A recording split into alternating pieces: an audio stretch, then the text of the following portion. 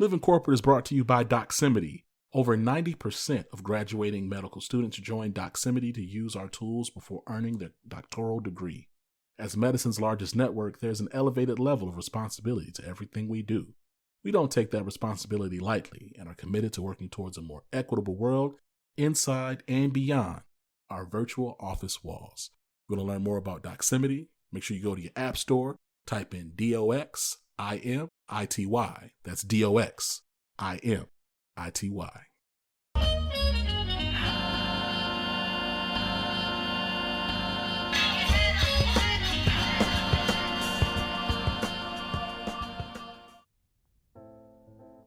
Hello, and welcome to the Clarity Podcast, where you'll not only get the insight to help you transition your career, but we'll have raw, unfiltered conversations about equity and access in corporate America.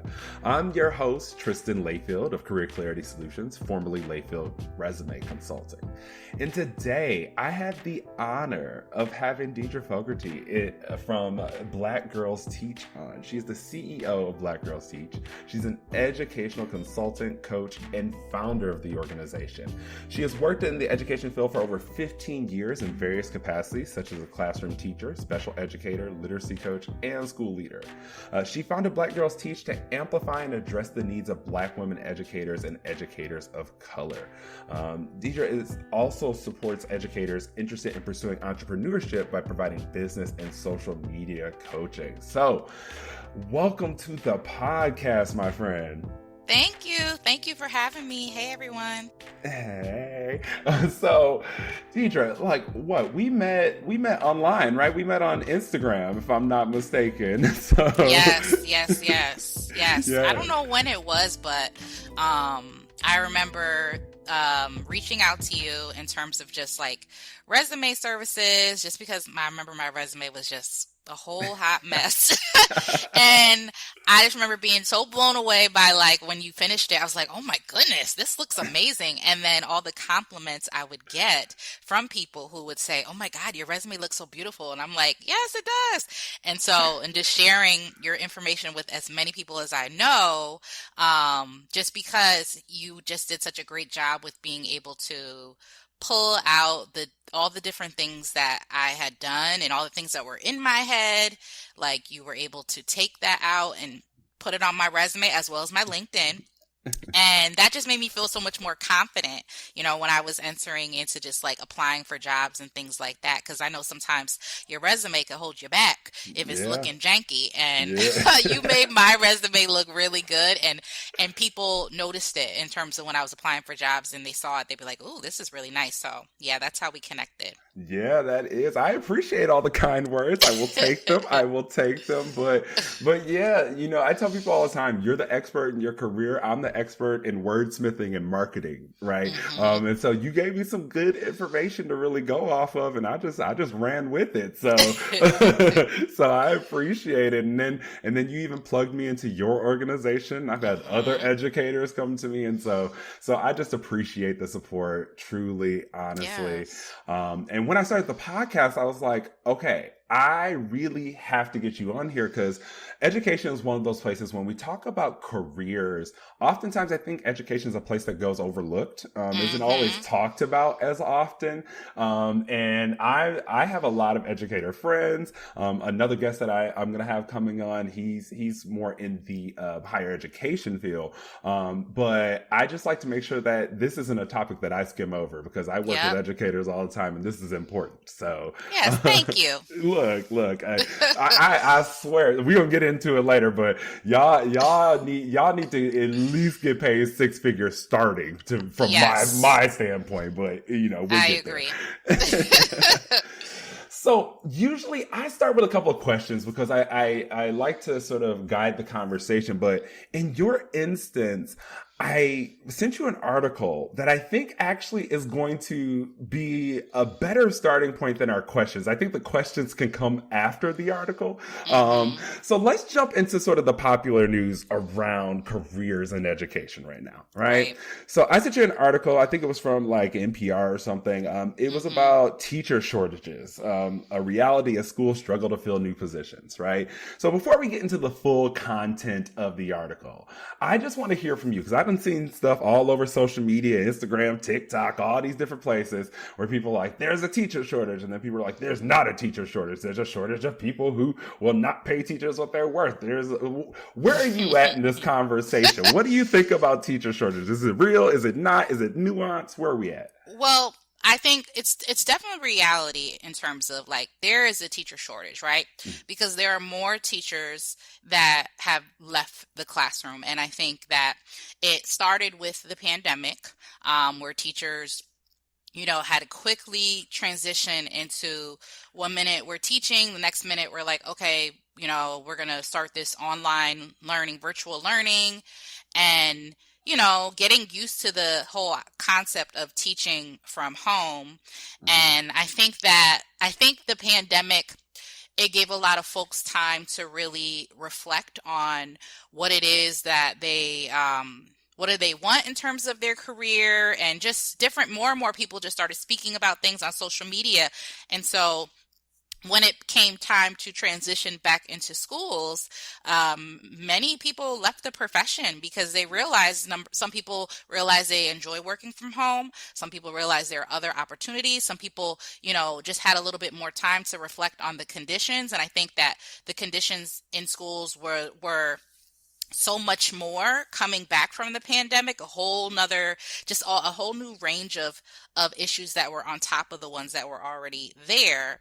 And so now teachers are at a place where are realizing that they don't have to continue to work in certain conditions, and there are jobs out there that will pay them more money and give them more flexibility, and just a whole slew of things. And so now they realize they have options.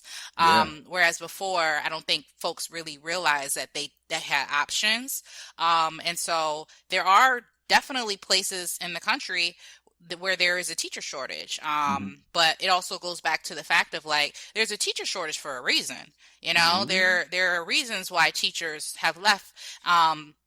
Aside from everything that I mentioned, but just like the conditions of the school, the leadership, all these different things that are pushing teachers, good teachers who are having to make hard choices about, about whether or not to stay in the profession. Because a lot of teachers, they don't necessarily want to leave the profession or leave the students, but sometimes they feel like they have no choice. And so now we are where we are, where there is schools that have shortages. A lot of the folks that I know that are school leaders are dealing with teacher shortages, and the impact that there are huge impacts that it has on students because of this situation.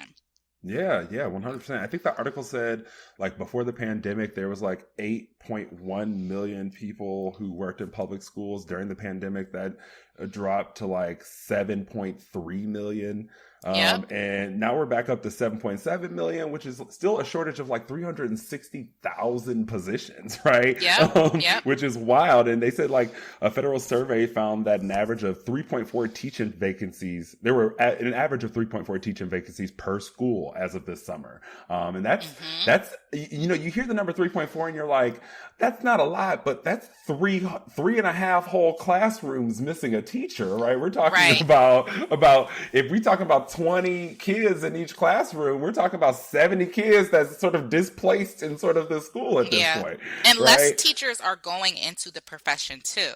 So it's like, it's not attracting people. So these teacher prep programs, things like that, they're just not attracting the same number of teachers. So because like the press right now with teaching is not good. So why would anybody want to go it's not a good place to be in terms of the media coverage. So of course people coming out of college are going to feel like, okay, I don't know about going into this profession, because they feel like they're walking into something that is just not going to be a good fit. Yeah.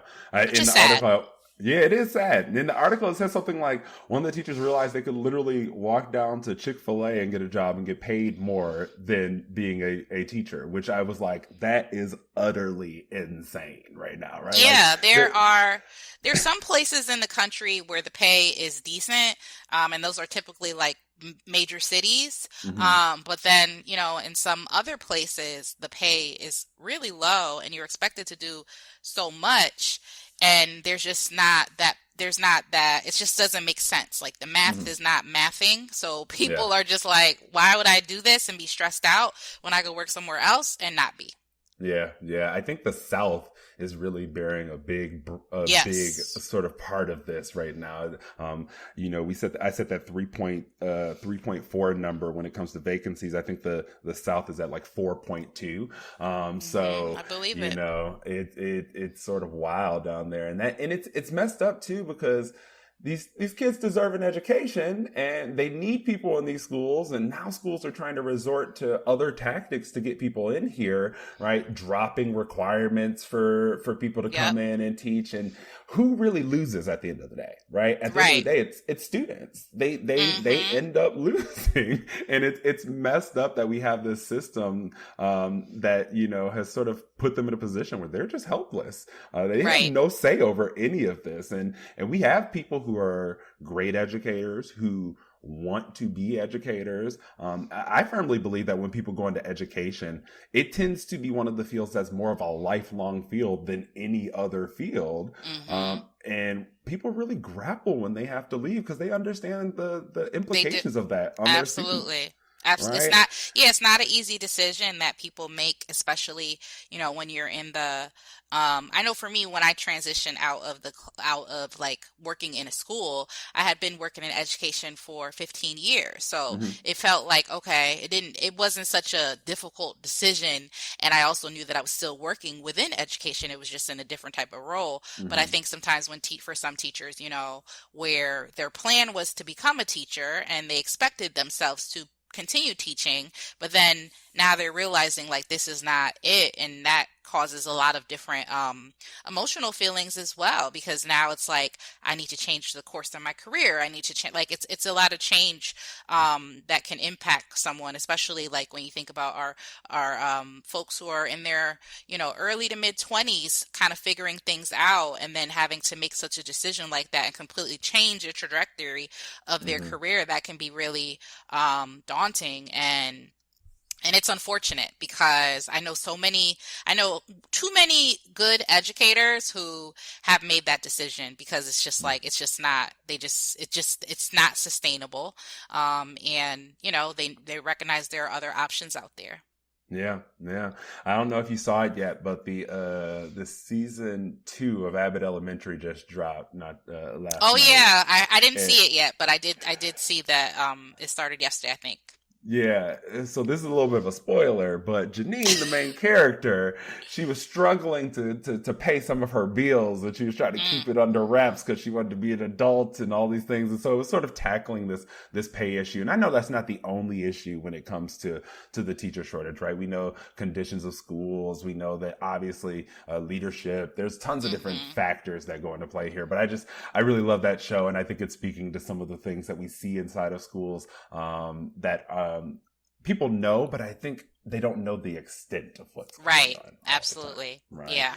So, in keeping all these things in mind, right? If you were to say what the state of the job market is for teachers right now, if you had to sort of fill in the blank after that, what would the state of the job market for teachers be right now? I mean, I think I think there are a lot of available positions, right?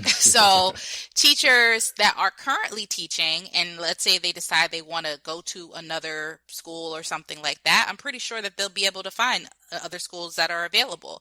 But at Hmm. the same time, you have to kind of think about why this particular school or district has so many vacancies. Like typically that's for a reason if there are a lot of vacancies. So because most schools, if there are not a lot of vacancies, that's a good sign because people are staying, right? Hmm. People are Hmm. staying in that particular school. Retention rates are strong. But so I think that is that. So there's definitely, I think, positions that are available, and more more school systems are, not requiring certification anymore, or not requiring some of those factors. And I mean, the way I feel about certification to a certain extent, I think that I don't necessarily know if you need to be certified in order to be an effective teacher. I think that there can be alternate ways to be able to gauge that.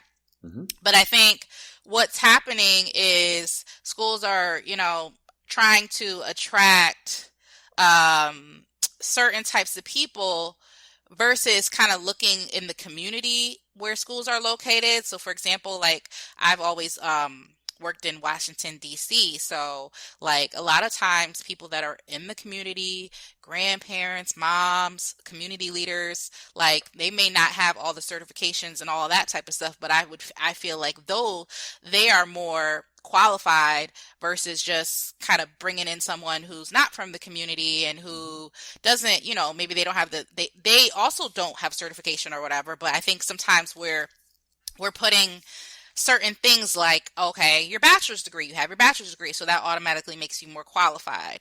When I just think that we need to look at what really qualifies someone to be a teacher. And then we need to also look to the community and see, like, are there folks that are within the community that can provide some type of support, or that we could provide them with some type of training or whatever. I think the alternative often is like, oh, well, let's get a program like TFA and get those folks in. But a lot of times those folks are not from the community, so there's already these cultural gaps. But, because they have a bachelor's degree, people are like, oh, okay, well, that's better than not having a bachelor's degree. But then it's just like, is it though? Is it? Yeah. Like, and I completely agree with you. So I think oftentimes, and this is my own opinion, so don't attach any of this to her, but I think those programs are more detrimental than anything, to be honest. I agree. Especially in Black communities, and let's be real, Right. where they're placing most of these teachers in Black communities. And, for me, I have a very personal tie to this because my grandmother worked in schools her entire life, and she was only a parapro. She was a paraprofessional, and there's actually research out there that shows that paraprofessionals are actually more effective educators sometimes than the actual certified teachers and licensed teachers, right? And oftentimes parapros are usually the people who are from the community and have connections and ties, right? And people really respected my grandmother because they knew her. They lived by her. They saw her at the grocery store, right? She knew their mama, right? So they wasn't going to act up. They respected Miss Layfield on a regular basis. They wasn't going to do nothing, and they wasn't going to let nobody else do nothing to her too, right? And when you have that type of reverence and respect for a person inside of school, you're more likely to learn from them. You're open and receptive to those things. And so I completely agree with you. I don't think certification programs are the only way to identify a qualified teacher or to have people in the classroom that are going to be effective. I think looking to our own community is absolutely important. People, especially in the Black community, respect people that they are around on a regular basis a little bit more, and they're more willing to learn from them. Simply Absolutely. And I know the intents of the teacher placement programs. I think the intents initially were absolutely in the right place, but let's look at the outcomes. What are the outcomes, right? Largely since the 1970s, the outcomes have been the same in education. Nothing has really changed, right? So are they helping? Are they hurting? Or are they sort of a neutral party that isn't doing either? So it's an interesting conversation to have. That's for sure. Yeah, definitely, definitely. So let me ask you this. When we think about people in education, are there any tips that you might have for people who are in education and either are looking for a new job or trying to advance their careers? Maybe they're trying to move up from being an educator, and maybe they want to get into administration to potentially have some change inside of their schools. Any advice for those people?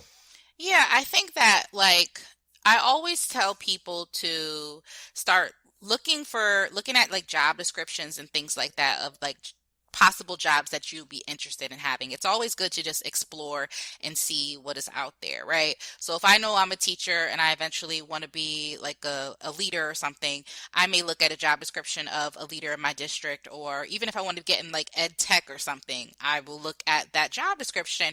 But then the next step of it is looking at the responsibilities and the skills that are required, and then doing your own self-assessment. Like, okay, so where am I with this, right? So I recommend people to use that job description as a way to assess like how, scale of 1 to 5, how am I with this, right? So anything that you are at that 1 or 2 level, that means that and that's the type of job that you desire. The next step is to kind of create a plan for yourself to be able to really like sharpen those areas. But it's kind of like having a vision. So if like, that this is what you want to do, like look at those job descriptions as an opportunity to see, okay, this is what I'm aiming for, but this is where I'm at right now. How can I improve upon that? And then I would even also say, like, how do you get other people to share with you, like, what are your areas of strength and what are your areas of growth? So I have a membership community for Black women educators. And so next month we're focused on leadership and instructional coaching. And so like the next month we're focused on just what I just said, like how do you identify your strengths? How do you identify your areas of growth? How do you become more self-aware as an aspiring leader? Because then when you know those things, those are things that you can keep sharpening or improving upon. And it's the same thing with like using the job description. Like if you know that you don't have a lot of experience with like data analysis and being able to unpack data and present it to people, then it's like, well, how can you get that experience? How can you learn that skill? How can you practice it within your current context? I know a couple people who are interested in transitioning into educational ed tech, right? So more in the technology space. And it's the same thing. It's like there are certain skills that are required of you. Are any of those skills that are required, are there things that you could practice right now at your job? And a lot of times there is. And then sometimes you have to be a little bit more creative and find ways to be able to get those skills down. But it's really important not to wait to the last minute to kind of start applying for these things. Like you have to be forward thinking, even like where it's like, okay, if I know that next school year I want to apply for this type of job, like now is the time for you to start really seeing what's out there and assessing, what your skills are so that you really can be prepared for when that happens. Like, and even like things like updating your resume and making sure that like your resume actually aligns with some of the skills that are needed. Like those are, and then actually making sure you have those skills. So that's what I would recommend for someone that is like, think about transitioning into something else, whether it's in the education space or not, because many teachers are also going into other career fields, but it's the same thing where it's just like, you can look and see like, what are my skills that I have that can be transferred into other fields? Or how can I and I'm sure you know this, like how do I, like with my resume, if I know that I want to apply for a job outside of education, how can I take those things on my resume and make them more transferable in terms of skills? Like maybe what I'm doing is project management, right? But maybe as teachers, you don't see that you're doing project management, but you are. So how do I highlight that on my resume if I want to transition out of the classroom? Yep. So 100%. Those are some things I would say. Look, those are gems. That's exactly where I would tell people to start. The other thing that I often see with educators too is educators, when it comes to their own experience, they don't often think about numbers. Right? There's not many numbers to be thought about. And so I often tell educators to sit down and sort of think like, okay, well, how many classes do you teach every year or every semester? How many students are in those classes, right? You talk about being on committees. How many committees, right? What is the size of the committees? Bringing in just small numbers like that still show capacity and show what you're able to do.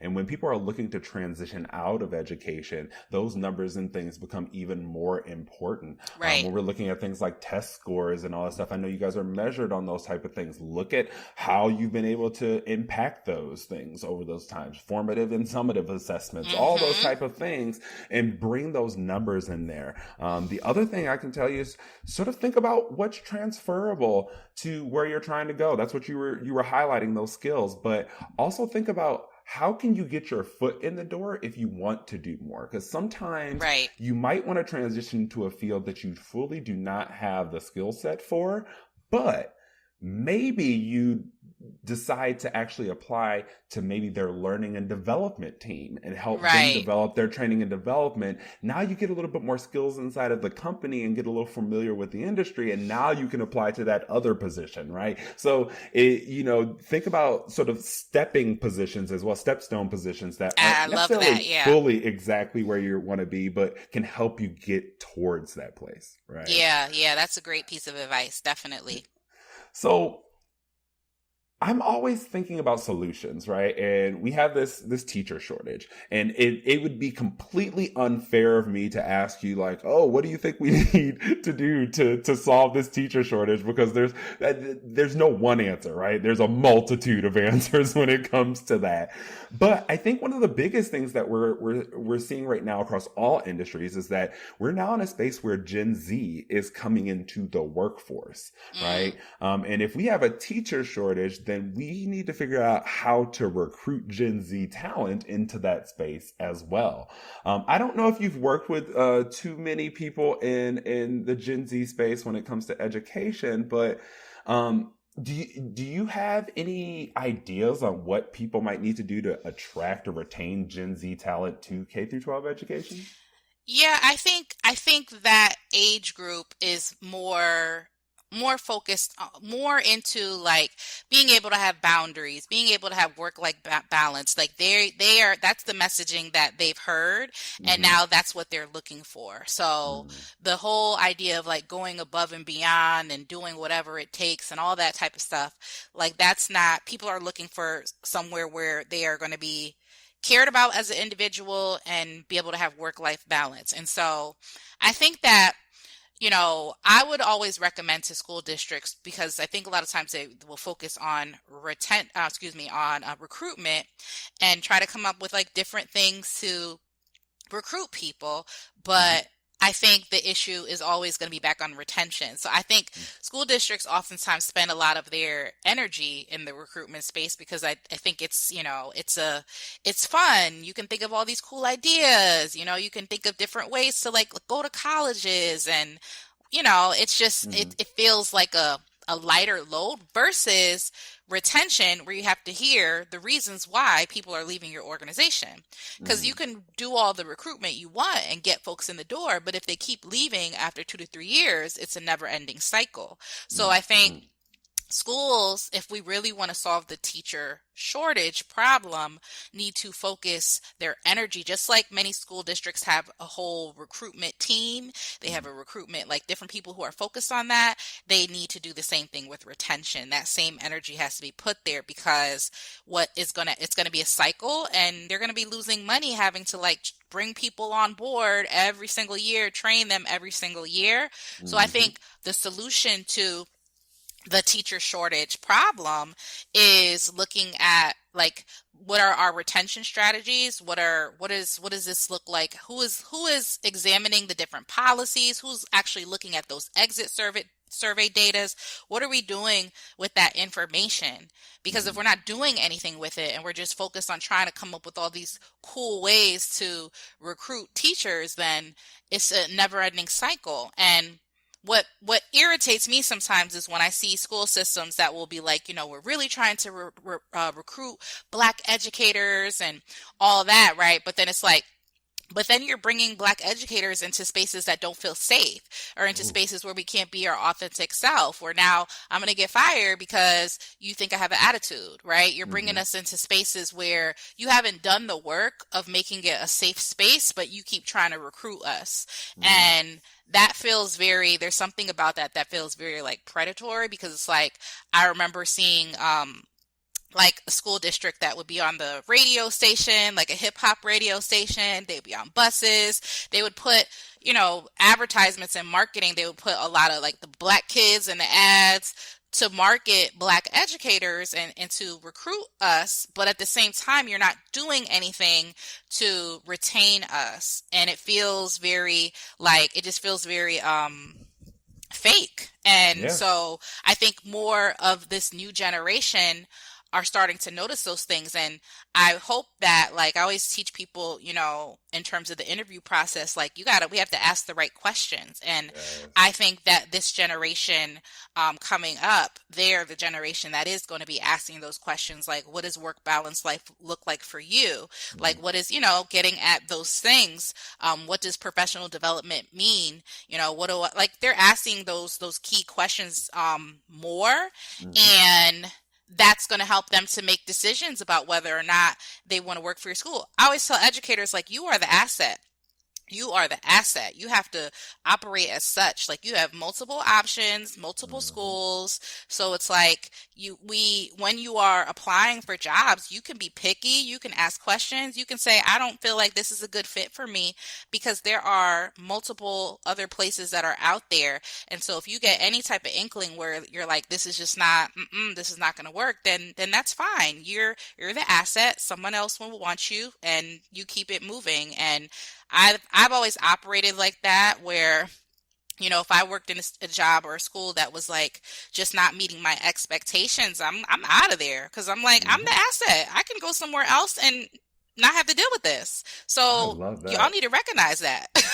And so there's a confidence that comes with that like, I actually taught a masterclass about this whole concept of you being the asset. But like, the confidence that came with that, one of our participants who was in that masterclass, you know, she ended up realizing, like, yeah, I'm the asset, right? So she ended up like resigning from her job and getting a new job that paid like $20,000 more, a different school, different system, that now she feels like she's valued. And it's like, that's what's going to keep happening. Educators are realizing their worth, and y'all got to catch up. You know, otherwise we're just going to keep having this teacher shortage.